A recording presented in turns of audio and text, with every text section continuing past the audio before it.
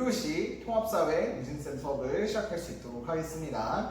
선생님이 이거 종소리에 맞추려고 정말 항상 이렇게, 그러니까 이 종소리를 들려주기 위해서는 정말 많은 노력이 필요합니다. 이 시간에 맞춰서 이걸 다 세팅도 해놔야 되고 미리 녹화 버튼을 눌러놔야지 바로 이 종소리가 들어가도 시작할 수 있는 뭐 이런 것들.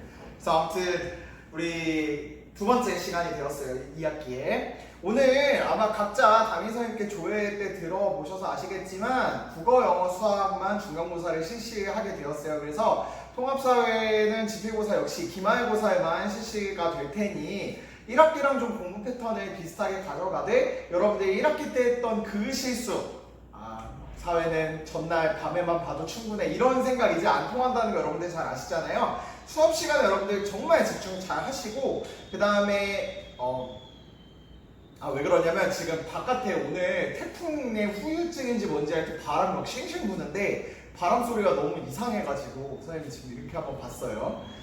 생각 안 하고 신경 안 쓰고 하겠습니다. 아무튼 그래서 수업 시간에 집중해서 여러분들 수업 내용 잘 들어주시고요. 그 다음에 뭐 중간고사 앞두고 이럴 때는 국영수 공부 당연히 열심히 하시고 평상시에도 국영수 공부 열심히 해야지. 근데 기말고사가 다가오면 다가올수록 여러분들 미리미리 복습해 두셔서 사회, 과학, 한국사 같은 경우에는 시험 기간에 좀 집중적으로 하고 평상시에 국영수를 잘 준비해 놓을 수 있는 그 패턴으로 가야 될 것 같아요. 그래서 여러분들이 일단 9월, 10월 이렇게 넘어가면서 이 사회 과목에서 집중해야 될 거, 수업 시간에 선생님들 거 수업 잘 듣고 그 다음에 과제 물리 올려서 출석 체크하잖아. 그래서 그 과제까지 여러분들 완수해서 딱 끝내면 어차피 과제를 하려면 한번 복습을 해야 될 거란 말이지. 그러니까 거기까지 해서 딱 여러분들이 끝내놓고 요 과정이 누적될 수 있도록 해주시다가 이제 11월에 가까울수록 개념 정리 한번 다시 쭉 하고 문제 풀고 이런 식으로 가면 좋을 것 같습니다. 자, 지난 시간에 우리 정의의 의미에 대해서 일단 정의에 대해서 들어갔었어요. 저스티스에 대해서 들어갔는데 결국에는 정의라는 것에 관심을 가지는 이유는 사회에서 살아가는 사람들이 그 정의라는 가치를 실현하고 싶어. 근데 현실은 그러지 못해. 이거 선생님이 이제 생각을 했다고 했지. 그래서 그 어떻게 하면 이상적인 그 사회, 정의가 실현되는 사회에 살아갈 수 있을까에 대한 관심들이 막 있었던 거고, 이게 딱 떨어지는 답은 아니니까 이 다양한 시대의 다양한 학자들이 정의에 대해서 무엇인지에 이야기를 했던 것들도 우리가 확인해 볼 수 있었습니다. 자, 그래서 우리가 교과서에서 배웠을 때는 정의의 의미를 그 마땅히 받아야 할 몫을 그 사람들이 가져가는 것을 우리가 정의다라고 이야기를 했고요. 이 정의가 필요한 이유를 개인적인 측면에서는 개인의 기본권을 잘 보장받기 위해서, 그 다음에 사회적인 측면에서는 사회 통합을 실현하기 위해서 정의를 잘 지켜야 된다라고 이야기를 했고, 그 다음에 정의의 여신상도 살펴봤던 것 같아요. 정의가 있으려면 공권력, 칼이 있어야 되고, 혹은 법대로 따라가든지 아니면 천칭적, 그거에 해당하는 공평하게 그 판결이 내려져야 되는 것들이 이 정의의 여신상에서 드러난다는 이야기까지 했습니다. 자, 오늘 이제 정의의 의미로서 본격적으로 각 철학가, 사상가들이 어떤 식으로 정의를 이야기했는지 우리 하나하나 좀 깊게 들어가 보려고 합니다. 그래서 프린트, 오늘 아마 프린트가 주가 될 것 같아. 11쪽 펼쳐줄 수 있도록 하겠습니다. 자, 그래서 정의의 의미가 나오는데요. 맨 처음에 보시면 넓은 의미의 정의가 있고, 그 다음에 좁은 의미의 정의가 있대요. 그랬을 때 넓은 의미의 정의라고 이야기를 하면 개인이나 사회가 지켜야 될 공정하고 올바른 도리, 이렇게 이야기를 하는데, 선생님이 여기서 질문하고 싶은 게 있는데 뭐냐면, 얘들아, 이 공정하고 올바른 도리라고 이야기를 하면 이게 도덕이랑 약간 비슷한 느낌이지 않나요? 아니면 좀 사회에서 생각했을 때 뭔가 좋은 것,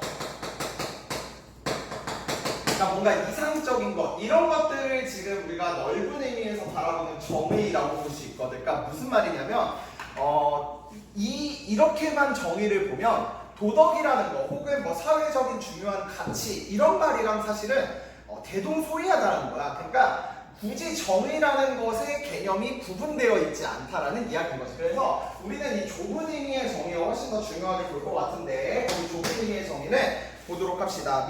분배적 정의의 의미고요. 사회 구성원들이 공정하게 자신의 몫을 분배받는 것, 사회적 이익이나 부담에 있어 각자가 받아야 할 적합한 몫을 주는 것이라고 해서, 요게 이제 우리 교과서에서 배웠던 정의의 개념하고 똑같다라고 볼 수 있습니다. 사회 구성원들이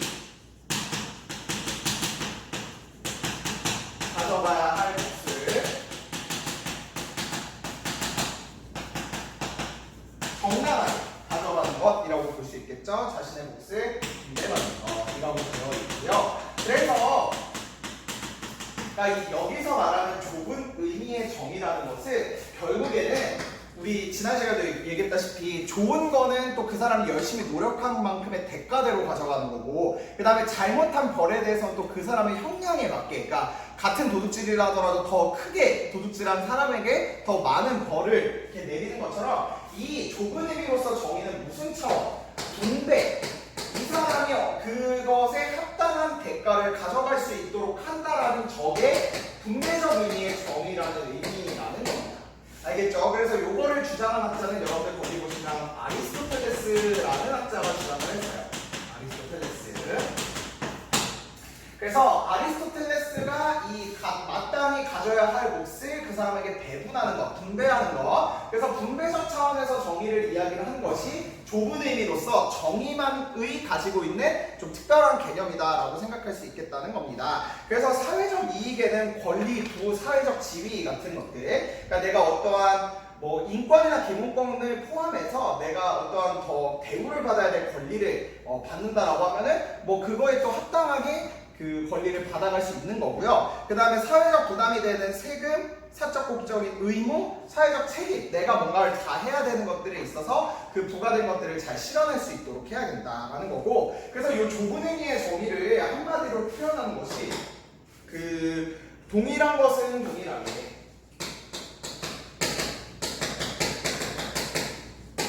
그 다음에 다른 것은 다르게 대우합니다. 그래서 우리가 아리스토텔레스의 분배적 정의를 딱 한마디로 표현하세요라고 이야기를 하면 딱 이렇게 여러분들 얘기해 주면 돼. 같은 이거를 다른 말로 같은 것은 같게 이렇게 표현하거든. 그래서 뭔가 A라는 사람과 B라는 사람이 똑같은 잘못을 했거나 아니면 똑같은 뭐 칭찬받을 행동을 했어. 그러면 그거에 대한 칭찬이나 벌이 동일하게 이루어져야 된다는 거고요. 그 다음에 다른 것은 다르게 A와 B가 서로 했던 것들이 다르게 된다면 그거에 해당하는 뭐 보상이나 형벌이 서로 다르게 대우가 되어야지 뭐 B라는 사람이 잘생겼다고 더 이렇게 감량이 된다든지 이러면 달라질 수 있겠죠. 그래서 요 말이 그 분배적 정의에서 이야기하는 것을 한마디로 함축하고 있는 모습이다 생각하시면 되겠습니다. 참고로 말씀드리자면 이 아리스토텔레스는요 고대 그리스의 학자고요. 그 여러분들 고대 그리스 아테네가 그 사상적으로 굉장히 많이 발달한 지역이다라는 이야기는 들어본 적 있을 거야. 그러니까 서양에서 고대 그리스, 여기서 말하는 고대가 어느 정도의 고대예요? 선생님이 이렇게 이야기를 하는데 BC로 따졌을 때 이게 기원전이잖아요. 8세기에서 3세기쯤이라고 생각하시면 돼. 그러다가 3세기가 지나가면서 이제 헬레니즘 시대가 도래하고 그 다음에 이제 로마 제국이 형성되는 그 시기로 넘어가거든. 그래서 이 고대 그리스에는 여러분들 들어가서 알겠지만 폴리스, 이 폴리스는 여러분들 알다시피 이게 아니죠. 경찰이 아니고 도시국가입니다. 도시국가. 그래서 지금이야 한국, 일본, 중국 이렇게 국가적인 차원에서의 국가가 형성이 되지만 이 시기의 폴리스는 하나의 도시가 곧 하나의 국가였던 거예요. 이해되시겠죠? 그래서 아테네, 제일 유명한 고대 그리스 폴리스죠. 아테네. 그 다음에 사람이 태어나면은 남자들을 막 강인하게 키워서 군대를 만든 다음에 정복을 일삼았던 국가 스파르타. 뭐 이런 국가들이 그 대표적인 고대 그리스의 폴리스들의 모습이다라고 생각하시면 되겠어요. 그 중에 이 아테네라는 지역이 뭐 지금은 이제 그리스라는 국가의 수도로 남아있긴 하지만 이 아테네 지역에 있었던 그 도시국가 아테네는요 굉장히 이게 철학적인 사유가 많이 발달하거든. 그리고 여러분들 중학교 때도 배웠겠지만 그 민주정 이런 것들도 많이 발달한 곳이었단 말이야. 그래서 이 고대 그리스 아테네에서 여러분들이 딱 알고 있어야 될 3명의 철학자가 있어요. 이게 고대 그리스 철학자인데 굉장히 이 서양 철학에 지대한 영향을 끼친 3사람을 꼽으라고 하면 소크라테스가 있고요. 너 자신을 알라 라고 이야기했던, 그 다음에 플라토 있고요. 그리고 아리스토텔레스가 있습니다. 재밌는 거 하나 얘기해 줄까요? 재미없으려나? 이 소크라테스랑 플라톤이랑 아리스토텔레스는요 서로가 사제관계예요. 다시 말해서 플라톤은 소크라테스의 제자고요. 아리스토텔레스는 플라톤의 제자예요. 그래서 좀 이따가 우리 이제 철학가들 하나하나 살펴볼 때 플라톤하고 아리스토텔레스를 살펴볼 때 이 스승으로부터 받은 영향이 은근히 있단 말이야. 그런 것도 약간 철학을 살펴보는 재미있는 요소 중에 하나라고 생각하시면 되겠습니다. 내가 이 얘기하는 이유는 아리스토텔레스가 이 고대 그리스 아테네에서 있었던 이 아리스토텔레스가 말한 이 분배적 정의, 이 동일한 것은 동일하게, 같은 것은 같게, 다른 것은 다르게라고 이야기했던 게 사실 이 고대 그리스의 3세기, 4세기 기원전 3세기, 4세기에 확립된 그 철학이 지금까지 쭉 내려온 거야. 그러니까 물론 고대랑 중세를 거치면서 사실 인간의 철학이 많이 발달할 수 있는 기회가 없어진 건 맞아요. 근데 지금까지도 이 아리스토텔레스가 이야기했던 이 분배적인 정의가 굉장히 정의로서의 데피니션, 정의를 잘 표현해주는 말로 지금까지 내려오는 가장 어떻게 보면 정의로서의 그 가치가 있는 말이다라고 생각하시면 좋겠습니다. 그러니까 이 말이 벌써 우리 인류 역사상 우리 2020년에 살고 있잖아. 기원전 300년, 400년에 나온 거니까 2400년 전에 이 사상을 이렇게 만들어낸 거야. 굉장히 똑똑하죠. 그렇죠. 자, 그런데 이제 현대에 들어와서 이것도 물론 좋은데 우리가 그 현대적인 의미로서의 정의를 뭐라고 살펴볼까라고 이야기해서 거기 보시면 현대적 의미의 정의가 나옵니다. 현대적 의미의 정의는 여러분들 보시면 사회정의랑 절차적 정의예요. 사회정의 그리고 절차적 정의. 무슨 말이냐? 여태까지는 정의라고 생각을 하면은 우리가 개인이 좀 지켜야 될 덕목으로 생각하는 경우가 많았어요. 그러니까 개인이 도덕을 잘 지키면 그 자체가 정의롭다. 혹은 내가 받아야 될 몫을 잘 받으면 그 자체가 정의로운 거다라고 이야기를 한다는 거지. 근데 현대에 들어와서는 이제는 정의라는 개념 자체가 개인이 혼자만 그 관련이 되어 있는 것이 아니라 사회적인 측면에서 함께 봐줘야지 우리가 정의가 비로소 실현이 된다라고 이야기를 하고 있다는 겁니다.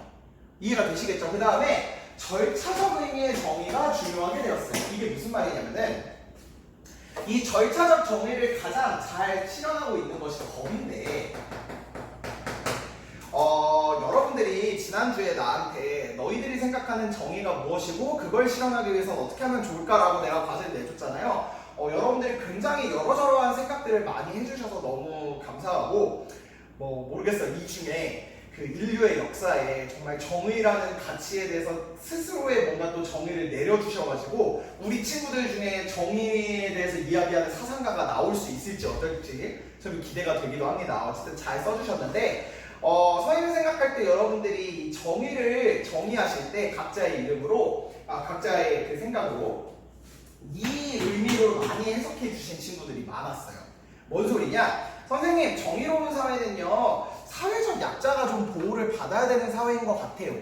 혹은 선생님, 사회적 정의는요 그러니까 형량이 무거운 사람한테는 그렇게 합법적으로 형량이 더 세게 내려져야 되는 요 차원의 정의이긴 한데 그러기 위해서는 지금 현재 우리나라의 법이 조금 미약한 부분들이 있는 것 같으니까 그걸 좀 개정해가지고 조금 더 형량을 높일 수 있도록 해야 될 것 같아요 라고 하면 이 측면인 거야.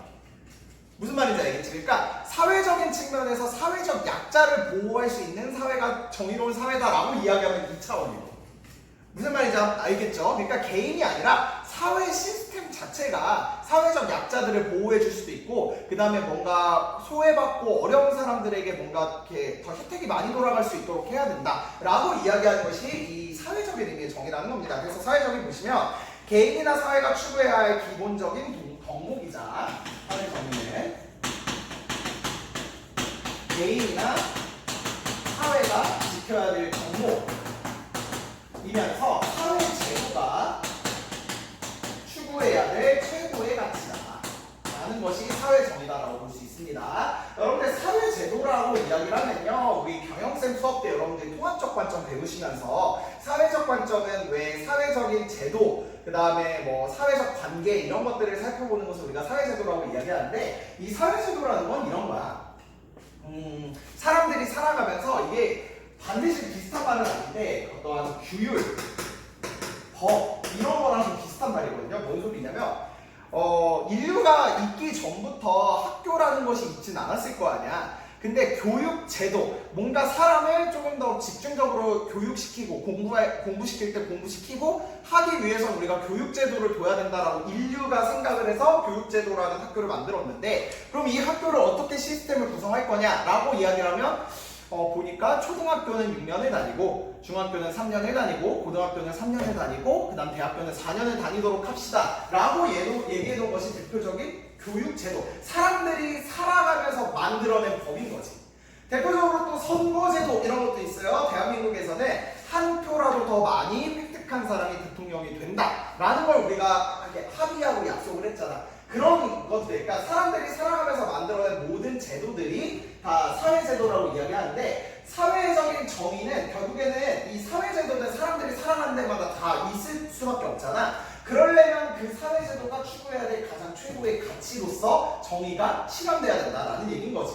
예를 들면 법을 딱 뒀는데 세금을 부자는 1년에 10,000원 내고 가난한 사람은 1년에 1,000,000원을 냅시다 라고 법을 만들었다고 해봐. 그럼 이거는 사회제도를 만들었지만 이게 정의로운 사회제도라고 이야기하기는 어렵잖아요. 그러니까 사회제도를 만들어감에 있어서 우리가 사회적 약자를 보호하고 이 전체적인 사회에서 조금 더 도태되고 힘든 사람들, 또 어려운 사람들을 배려할 수 있는 것들이 필요하다라는 측면에서 사회정의다라고 이야기를 할 수 있겠습니다. 공동체 차원에서 본다는 거야. 자, 그 다음에 또 다른 의미, 현대적 의미로는 절차적 정의인데요.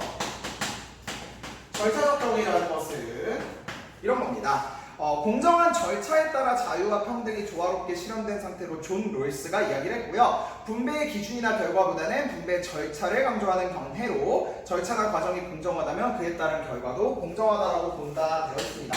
공정한 절차, 그리고 그거에 따라서 자유와 평등이 조화롭게 실현된 상태다. 그래서 얘를 이야기한 학자는 여러분들 여기 아리스토텔레스 있지만 존 롤스라는 학자가 나옵니다. 그래서 존 롤스는 우리 그 4단원에서 시민불복종 배울 때도 얘기를 했었고요. 하여튼 현대 사회에 굉장히 크게 영향을 미친 철학자를 뽑으라면 존 롤스를 뽑을 수 있어요. 네, 지난 시간에 이 부분을 내가 얘기를 했는지 안 했는지 기억이 안 나는데 존 롤스가 2002년에 돌아가셨거든요. 그러니까 21세기까지 사셨던 분이기 때문에 꽤 최근까지 사셨고요. 그래서 현대 철학에 굉장히 큰 영향을 미친 사람이다 생각하시면 되겠습니다. 뭔 소리냐면, 만약에 내가 예를 들어서 우리 반에 반장을 뽑는데 우리 반에 50명 있다고 해봐. 근데 반장은 우리끼리 어떻게 합의를 봤냐면 최다 득표를 한 한 명을 우리는 반장으로 하도록 할 거야 라고 우리가 룰을 만들었어. 룰. 근데 이 룰이 뭐 사회적인 조그마한 측면에서는 룰이겠지만 큰 차원에서는 법이 되겠죠. 그러면 너희 이거에 다 동의해? 라고 이야기하면 다 동의해 라고 이야기를 할 거 아니야. 다시 말해, 우리가 절차를 이 룰이나 법을 만들어가는 과정에서 공정하다고 이야기하면 그 자체가 정의롭다라고 이야기를 하는 거야. 그러면 내가 이 1인의 회장을 뽑는데 뭐 A라는 사람이 나왔고 그 다음에 가구진이라는 사람이 나왔다고 해봐. 근데 A가 26표를 받았고요. 내가 24표를 받았어. 그러면 이 사람이 회장이 되고 이 사람이 회장이 안 되잖아. 그러면 분배의 결과적인 측면에서 보면은 얘한테 회장이 돌아가고 난 회장이 안 됐잖아. 그러면 이게 불공정하다라고 이야기를 하는 거야? 이건 정의롭지 못해. 이렇게 이야기를 하는 게 아니라 야, 네가 분명히 회장에 나가기 앞서서 우리끼리 회장은 어떤 사람이 되는 거야 라고 절차적으로 절차적으로 데피니션을 내렸고 너가 거기에 동의를 했으면 이렇게 분배의 결과가 달라져도 그건 너가 인정해야 돼. 이건 정의롭다고 볼 수 있는 거야. 이렇게 보는 견해라는 거죠. 이해가 되시겠죠? 그래서 참고로 고대에서의 좀 주로 얘기했던 정의는 이제 분배 측면에서 보는 것이 많았다면, 현대적 측면의 정의는 우리의 사회적 공동체 측면에서 보는 것하고 그 다음에 절차적인 의미로 법에 입법하고 이런 과정에서 보는 정의다 라고 여러분들이 생각하시면 되겠습니다. 알겠죠? 그러니까 지금 정의의 정의, 데피니션은 얘랑 얘를 같이 봐줘야 돼. 알겠지? 좁은 의미의 정의로서의 정의가 좀 오래 왔다가 최근에 이 현대적인 의미로 개인으로서의 정의가 합쳐지면서 우리는 개인적인, 사회적인 측면 같이 봐야 된다라는 거 여러분들 알고 계시면 되겠습니다. 자, 이제 본격적으로 우리 11쪽의 정의에 대한 다양한 사상가들의 입장이 들어갈 텐데 지금 칠판 한번 지우고 그 다음 다시 촬영할 수 있도록 할게요. 이번에는 정의에 대한 다양한 사상가들의 관점 볼 수 있도록 합시다. 자, 서양에서는 밑줄 개인이나 사회적 관계에서의 공정함에다 밑줄 쳐주시고요. 그 다음에 동양에서는 밑줄 인간이 마땅히 따라야 할 올바른 도리, 다시 말해서 의로움, 옳음 이런 걸 정의로 이해했다라고 생각하시면 되겠어요. 자, 일단은 정의를 이야기할 때 서양의 의미나 그 다음에 동양의 의미가 좀 다르다는 건데 서양에서는 개인이나 사회에서의 어떤 공정성, 다시 말해 우리가 이렇게 한다라고 해야지 좀 비로소 정의롭다라고 이야기하지 않을까라고 생각하는 그런 개인 간의 관계 혹은 사회적으로 구성하는 관계 속에서 봤을 때 공정한 것을 정의라고 이야기를 했다면 동양에서는 마땅히 지켜야 할 도리, 그리고 다시 말해 이게 의로움, 옳음과 연결된다라고 이야기를 했잖아요. 그러니까 쉽게 말해 동양적인 측면에서는 정의가 도덕이랑 연결이 되어 있는, 아까 말한 넓은 의미랑 비슷한 거지. 그 다음에 서양은 조금 더 정의라는 저스티스의 개념에 조금 더 디테일하게 들어가서 정의만이 가지고 있는 것에 조금 더 집중했다는 것이 특징이라고 볼 수 있어요. 그래서 우리가 지금부터 배울 학자들은 이 공자병 빼고는 다 서양 철학자야. 알겠지? 그러면 여러분이 생각할 때 혹시나 이런 사람이 있을 수 있어. 선생님 뭔가 그러면 동양적인 측면에서는 이런 사상적인 발달 자체가 좀 안 된 거 아닌가요? 이렇게 생각할 수 있는데 그게 아니고요. 정의를 바라보는 관점이 좀 다르다고 표현하는 것이 훨씬 더 맞는 표현 같아요. 뭔 소리냐면 서양에서는 내가 아까 얘기했지만 정의라는 것 자체에 집중을 했어. 그래서 분배하는 것, 그리고 사회적으로 조금 더 정의를 실현할 수 있는 방안에 대해서 관심이 이쪽에 포커스가 좀 더 많았다면 동양적인 측면은요, 정의를 도덕에 편입을 시켜가지고 이 전반적인 도덕 그리고 어떻게 사는 것이 중요한가를 연구한 거야. 그러니까 이 철학을 바라보는 관점이 서로 다르다라는 거기 때문에 여러분들 중에 혹시 2학년 때 윤리화 사상 들어가시면 크게 세 파트야. 윤리화 사상이 동양 철학의 한 파트고 서양 철학의 한 파트고 그 다음 세 번째가 사회사상인 건데 이 동양 철학, 서양 철학을 배우다 보면 어떤 느낌이 드냐면 서양 철학은 뭔가 하나를 되게 집요하게 생각을 하려고 했구나 를 느끼게 될 거고 동양적인 거는 약간 좀 크게 보는 거 있지. 그리고 이 도덕적인 것은 이런 거구나를 좀 규정하려. 그러면 그 도덕적이게 살기 위해서 우리는 어떻게 해야 되는가 이런 거가 좀 더 동양에 초점이 맞춰져 있다 생각하시면 되겠어요. 그러니까 이 저스티스라는 개념이 약간은 서양 철학 쪽에 조금 더 가까운 개념인 거고 그 정의를 규정을 했을 때 그래서 이거를 뭐 철학적으로 누구를 우열을 가리거나 이러지 말고 관점 자체가 서로 다르다라는 걸 알고 계시면 되겠습니다. 자, 그러면 이 동양 철학의 대표적인 학자는 여기 공자가 나오는데요. 공자 선생님 뭐 여러분들 들어보셔서 알겠지만 유교의 창시자고 그 다음에 그 세계 4대 성인이라고 뽑으면 공자님, 석가모니, 그러니까 부처님, 그 다음 예수님, 그 다음에 소크라테스 이렇게 4명 들어가잖아요. 그러니까 이 동양 철학의 유교의 가장 시작이었던 부분이다 생각하시면 되겠습니다. 공자는 삶의 목표를 천하의 바른 길을 이루는 것으로 본다. 다시 말해 정도를 거는 것이라고 이야기를 합니다. 이 정도는 거기 보시면 알겠지만 바른 길. 다시 말해 우리가 올바르다고 하는 길을 걷게 되면 그 자체가 정의다라고 이야기를 한다는 거예요. 그러니까 개인이 어떠한 다른 사회사역이나 어떠한 다른 것에 막 마음이 치우치거나 이러지 말고 우리가 생각할 때 올바르다고 생각하는 길이 있으면 그걸 뚜벅뚜벅 걸어가면 그 자체가 정의롭다라는 이야기인 거지. 그러니까 그러니까 공자의 다른 철학은 이 정도를 지키기 위해서 우리는 어떻게 해야 되는가로 쭉 집중이 되는 거야. 알겠지? 그래서 일단 동양 철학에서 이 공자만 여러분들이 이런 말씀을 하셨구나 라는 측면에서 좀 정리해 보시면 되겠습니다. 자, 그럼 이제 우리는 본격적으로 서양 철학자들의 정의에 대해서 살펴볼 텐데요. 12쪽 가볼 수 있도록 합시다. 선생님이 사실 이 정의 파트를 2년 전에 통합사회가 처음 교육 현장에 들어왔을 때 너희 2년 위의 선배들을 가르치고 그 다음에 작년 선배들은 내가 요리 단원을 안 가르쳤어요. 이제 그때는 선생님들이 또 지금하고 수업하는 그 단원이 달랐기 때문에. 근데 이제 여기 오랜만에 여러분들한테 다시 가르치면서 내가 그때 2년 전에 얘들아 철학 계보를 봤을 때 이 정의를 얘기했던 철학자들 계보가 이렇게 돼 라고 이야기를 했던 게 있어서 요건 여러분들이 좀 필기를 잘 해보면 좋겠습니다. 고대 정의를 이야기했던 사람은 플라톤하고 아리스토텔레스.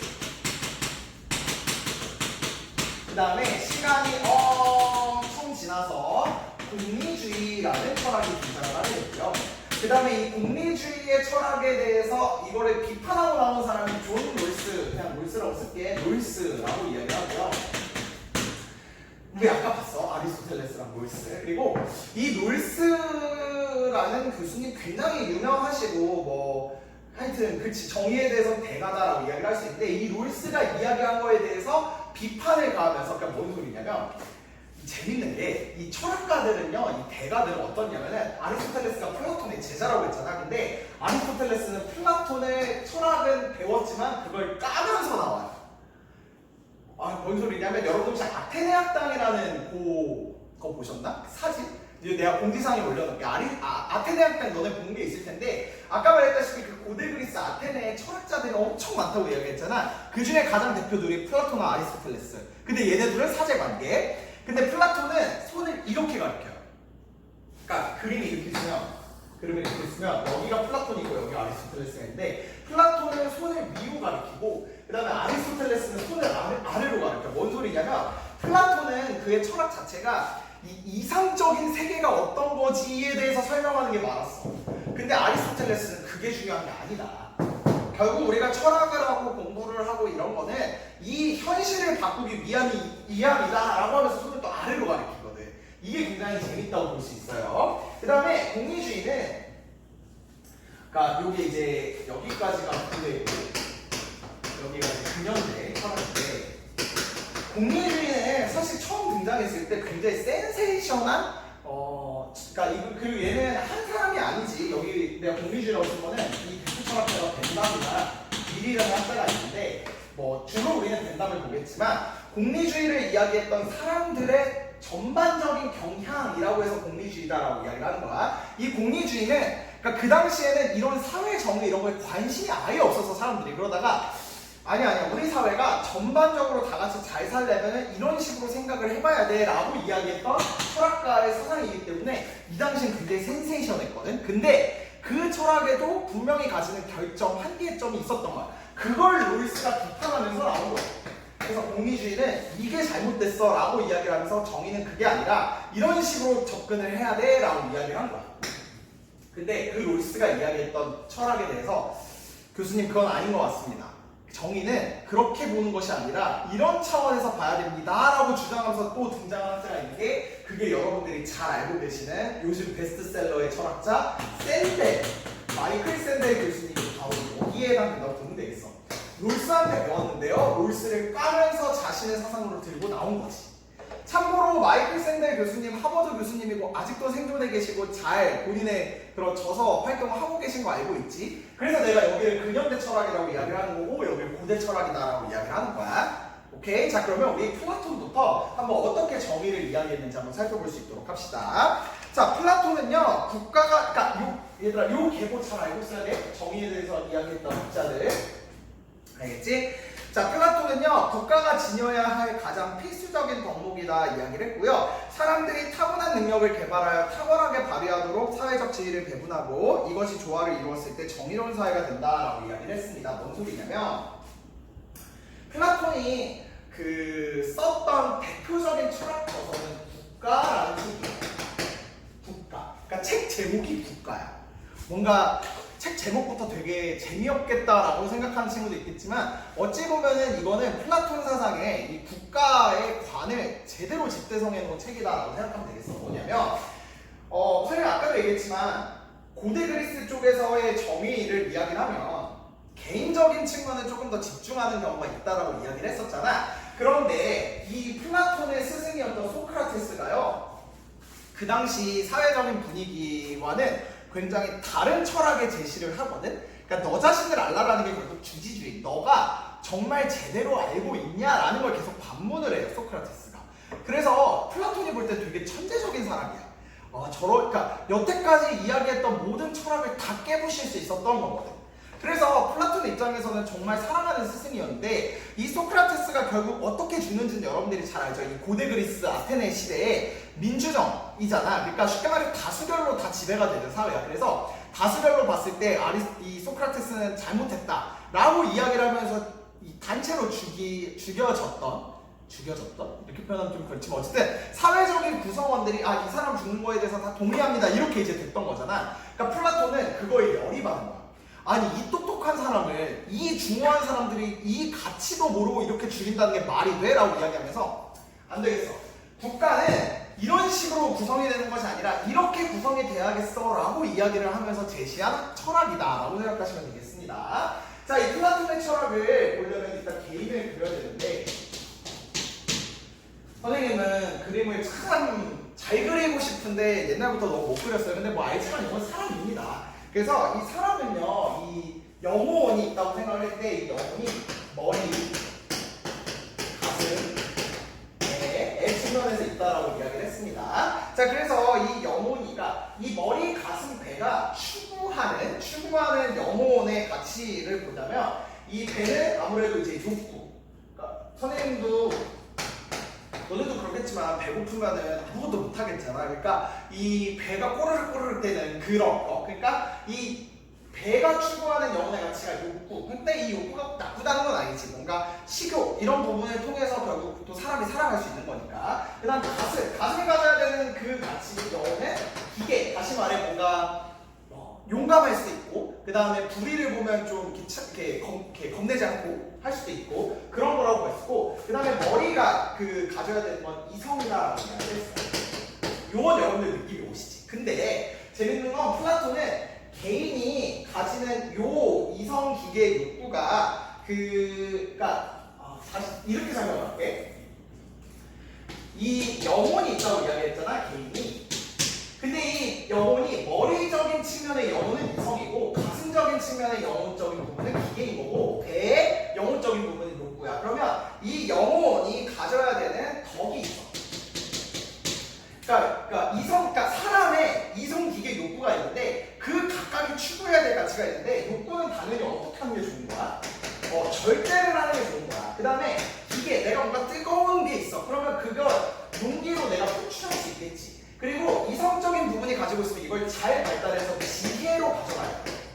그러니까 사람한테는 이성 기계 욕구가 있으니 그 이성이 잘 발달해서 지혜를 추구해야 되고 기계를 잘 발휘해서 용기를 가져야 되고 욕구를 잘 절제하는 그것이 잘 되어 있어야 된다는 거야. 그래서 지혜, 용기, 절제가 조화롭게 얘네 셋이 조화롭게 이루어지는 것을 1번 정의다라고 이야기합니다.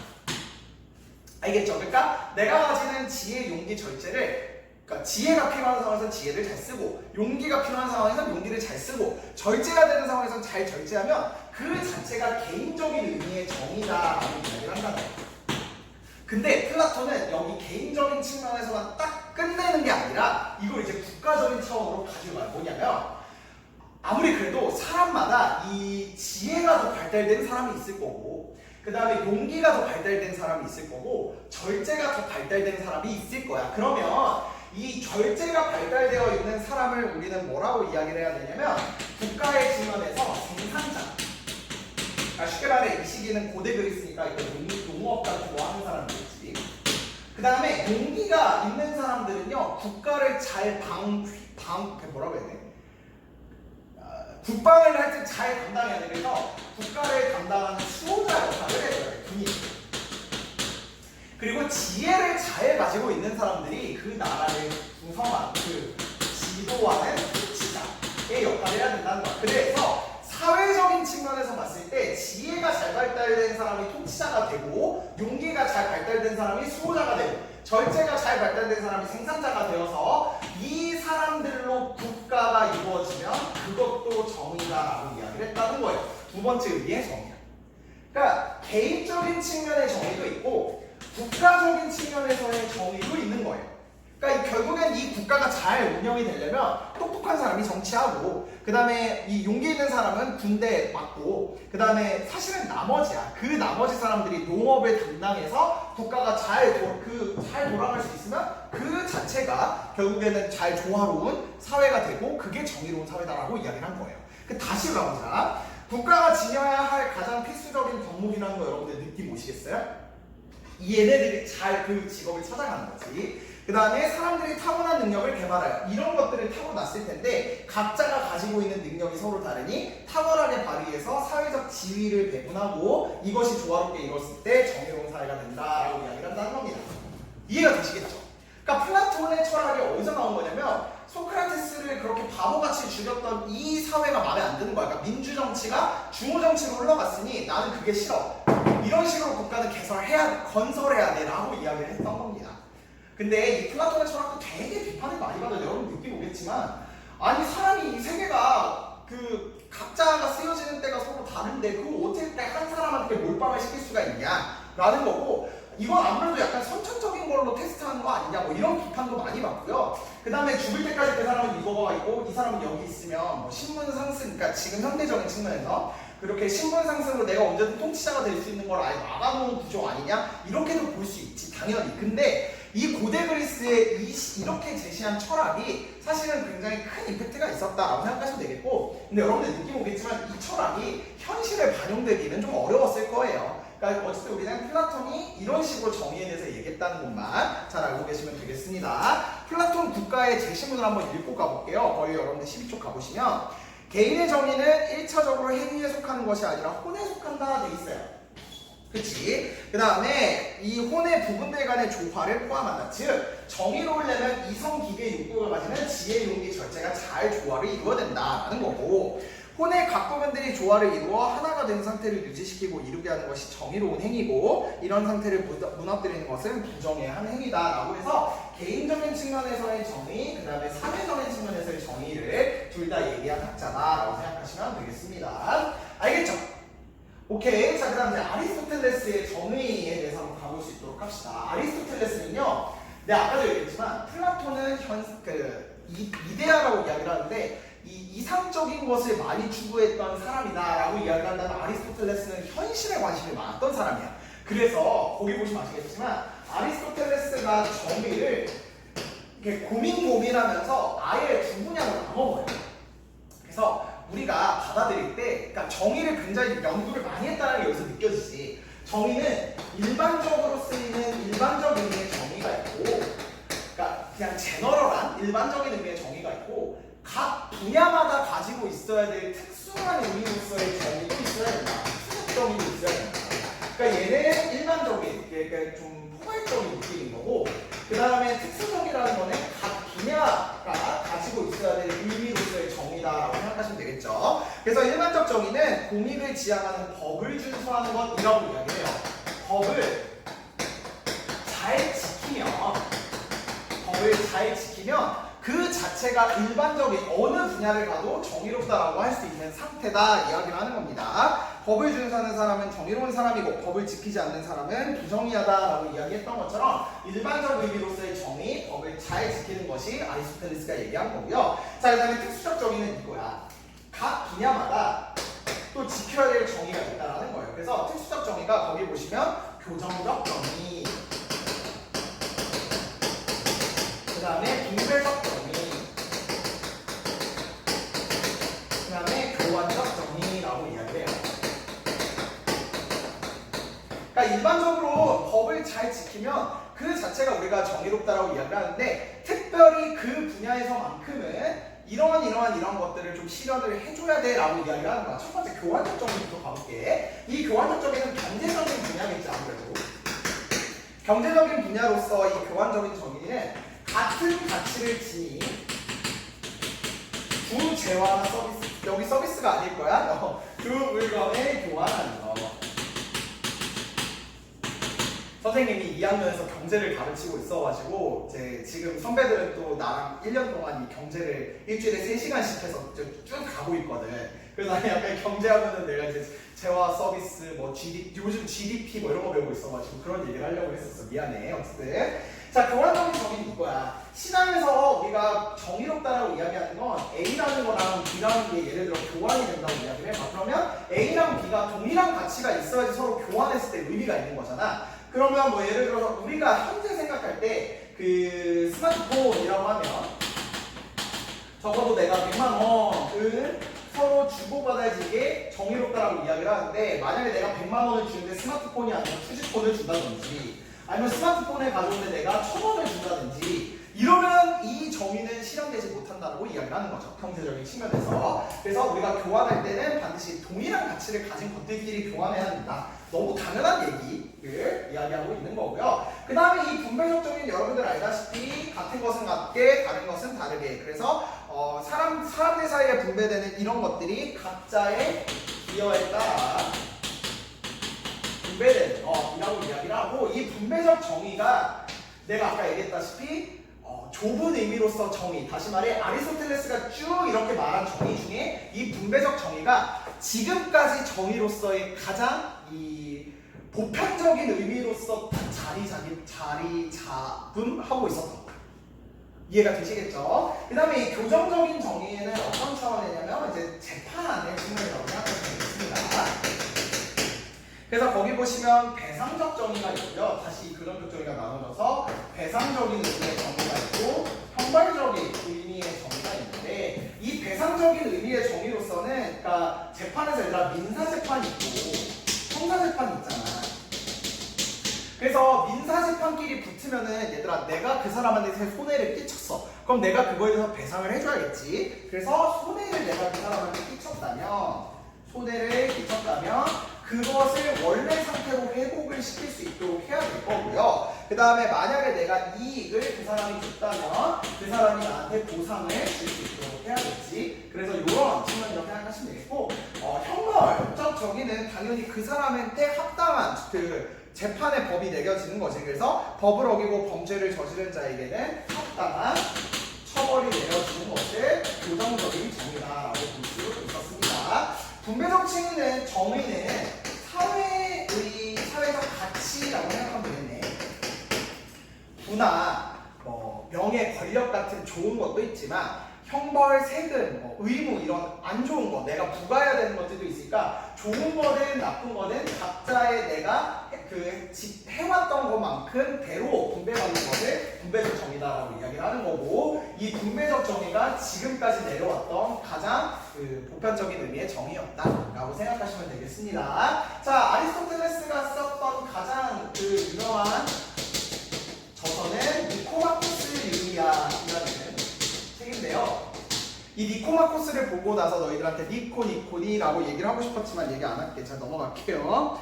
자, 아리스토텔레스의 니코마코스 율리아 보도록 합시다. 정의란 사람들에게 옳은 일을 올바른 태도로 행하도록 하고 옳은 것을 원하게 하는 품성이다. 법을 준수한 사람과 공정한 사람은 정의로운 사람이고, 정의는 합법적이고 공정한 것이며 불의는 불법적이고 공정하지 못한 것이다. 공동체 행복을 목표로 한다는 점에서 정의는 사회 공동체에서의 완전한 덕이며 모든 덕 가운데 가장 큰 덕이다. 이 죄시문에서 우리가 볼 수 있는 건 결국에는 이만큼 아리스토텔레스가 현실에서 정의라는 것에 굉장히 관심을 많이 가졌다라는 얘기인 거고, 그 정의를 잘 실현하기 위해선 법을 잘 지켜야 된다는 게 이 죄시문에서 나온다고 우리가 볼 수 있습니다.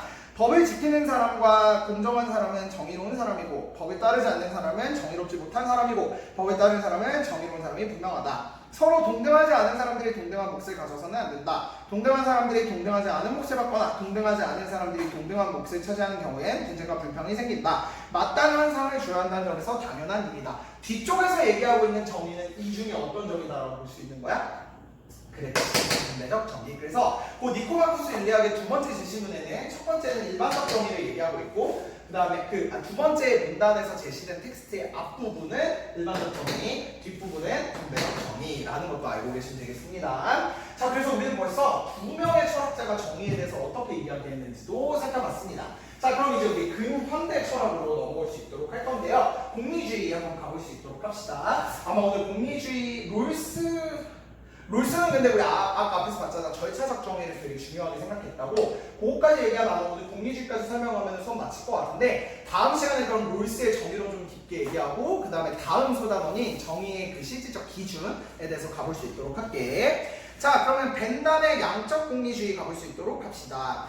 공리의 원리란 일단은 그 밑에 검은색 텍스트부터 좀 읽어보도록 할게. 공리주의가 발생한 18세기 영국에는 산업혁명으로 사람들이 물질적 풍요와 편리함을 누릴 수 있었지만 빈부격차와 같은 문제가 발생하였다라고 되어 있어요. 뭔 소리냐? 18세기 산업혁명. 선생님, 통합사회를 배우면서요, 산업혁명에 대해서 진짜 많이 나오는 것 같은데요 라고 이야기했다면 여러분들이 공부를 아주 잘하고 있는 거예요. 얘들아, 산업혁명 이후에 정치적이든 경제적이든 지금 이 정의, 철학적인 부분에는 이 산업혁명이 사실 왜 산업혁명이라고 붙이냐면 단순하게 대량 생산이 돼서가 아니라 이 산업혁명을 통해서 사람들의 생활 양식, 습관, 사회 제도들이 진짜 대대적으로 바뀌거든요. 그래서 여러분들 알겠지만 법의 측면에서 산업혁명 이후에 등장했던 인권과 법이 뭐 있어? 사회권이 등장했다고 이야기됐지. 그리고 그 사회권에 그 잘 명시한 게 바이마르 헌법 이런 게 있었잖아. 그럼 여러분들 경영쌤한테 배웠겠지만 경제적인 측면에서 산업혁명 이후에는 상업자본주의였던 그 체제가 어떻게 바뀐 거야? 산업자본주의 이렇게 바뀌었잖아요. 철학에서도 마찬가지인데 그 전까지는 물론 내가 아까도 얘기했지만 중세시대에는 인간의 철학이 발달이 못했기 때문에 그 전까지는 그 철학적인 얘기가 없지만 이 18세기까지 흘러가는 르네상스부터 하는 그 15세기, 16세기, 17세기, 18세기 요 시기 그 시기에는 사람들의 철학이 다 어디에 관심이 있었냐면은 개인의 이익 같은 거에 관심이 더 많았고 개인의 이성적인 측면에 조금 더 관심이 많았단 말이야. 근데 이 공리주의 철학은 왜 등장했냐면 이 18세기 산업혁명 이후에 빈부격차가 발생을 했기 잘 사는 사람은 계속 잘 살고 못 사는 사람은 못 살아. 그러다 보니 사람들은 개인의 이익과 사회 전체의 이익을 조화시키는 문제에 관심을 가졌다는 거야. 단순하게 혼자만 잘 먹고 잘 사는 게 아니라 여기는 정말 굶어 죽어가는 노동자들이 있어. 정말 열 몇 시간씩 일하는데 그 죽어가는 노동자들을 그렇게 방치해주면 안 되지. 다 같이 잘 살아야겠지. 그래서 우리가 개인의 문제 그리고 사회 문제에 같이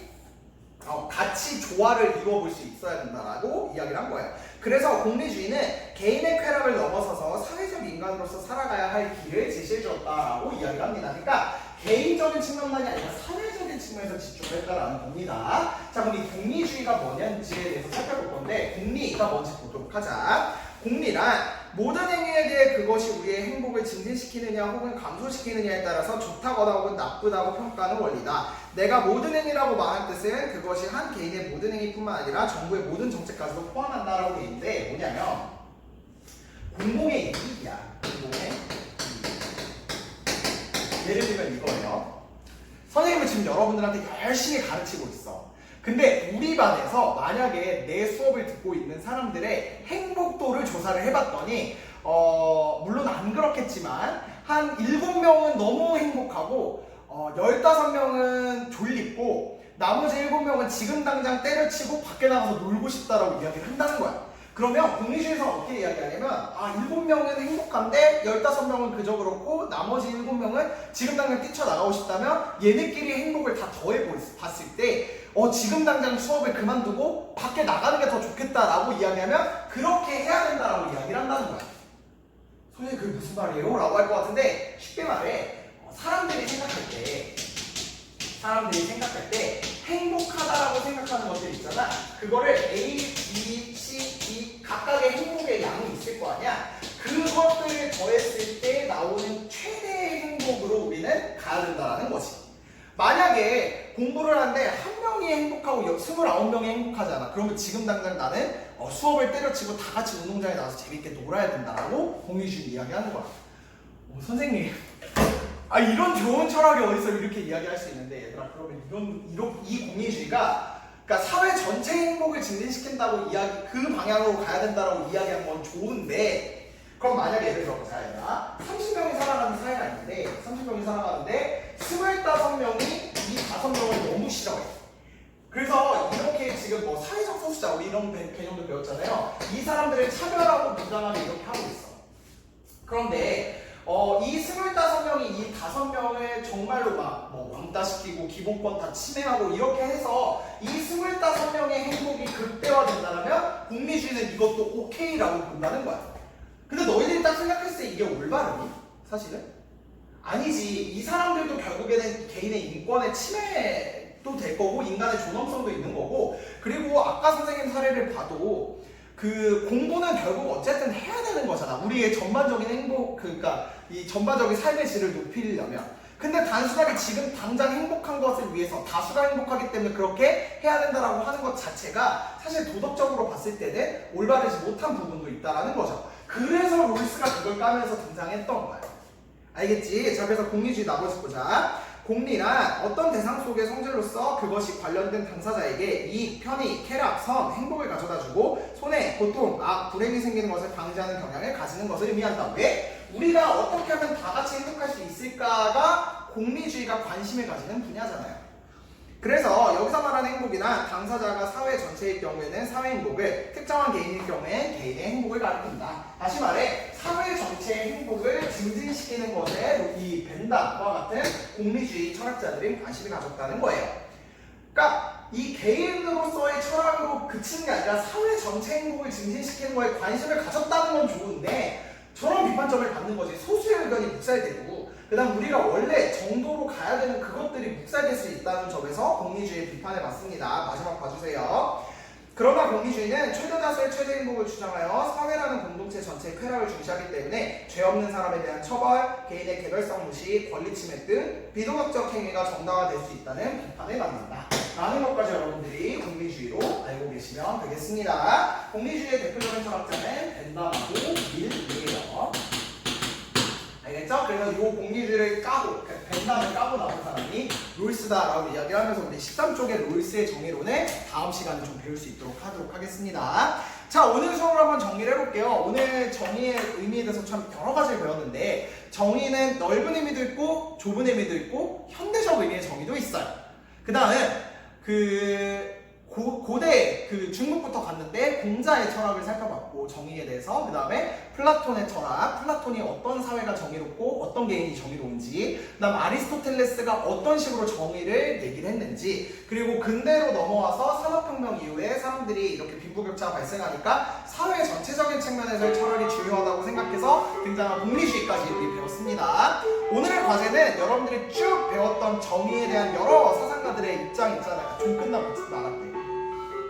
오늘의 과제는 여러분들이 정의에 대해서 오늘 여러 학자들을 배웠잖아. 그러면 여러분들이 생각했을 때 이 철학자가 말한 게 좀 맞는 것 같아 라고 이야기하는 철학자들이 있을 거거든. 그게 어떤 철학자인지 나한테 얘기를 좀 해주시고 왜 그렇게 생각했는지까지 얘기를 해주세요. 뭐 롤스도 괜찮아요. 우리 절차적 정의의 롤스 얘기했으니까. 그래서 롤스, 그 다음에 뭐 공자, 플라톤, 아리스토텔레스, 공리주의, 벤담이라고 얘기했을 때 이 철학자들 중에서 여러분들이 어떤 사람의 의견에 동의를 하는지 선생님한테 과제를 올려주시면 제가 오늘 또 잘 볼 수 있도록 하겠습니다. 자, 우리는 다음 주에 원격 수업 진행하면 이제 그 다음 주에는 현장으로 보겠네요. 그래서 다음 주에 교과서랑 또 프린트 잘 챙겨서 수업 시간을 볼 수 있도록 하겠습니다. 오늘도 수고 많으셨습니다. 안녕.